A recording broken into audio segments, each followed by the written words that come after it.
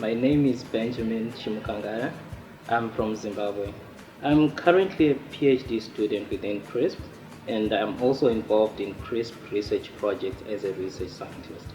So I've always wanted to be part of a research group in Africa that conducts biomedical research that has an impact on African populations and the world at large.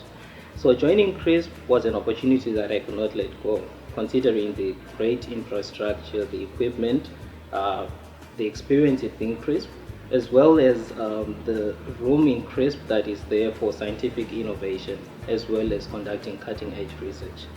One of my most recent papers was on community-based antiretroviral treatment in Zimbabwe. This research project involved HIV patients that were receiving donor-funded HIV drugs. So these patients had adherence support through an outreach program, but they lacked HIV treatment monitoring tests such as viral loads and drug resistance tests. So what we would do is we would drive out to this rural community, which was about 200 kilometers away from the laboratory, and we would go there once every 6 months for a period of up to 2 years. And during that period, we would collect blood samples in a single day visit, and we would take those samples back to a centralized laboratory where we would test them for drug resistance mutations and viral loads.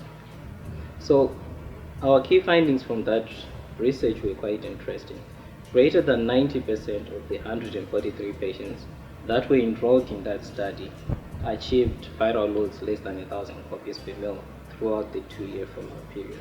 These results were unexpected, but they were remarkable in showing that HIV treatment monitoring with adherence support and community-driven art can sustain viral suppression rates, even in patients that are receiving the most basic antiretroviral treatment drugs. So that's my primary focus at the moment, looking at pre-treatment drug resistance and understanding how it has implications on the current treatment regimens that are available in our setting.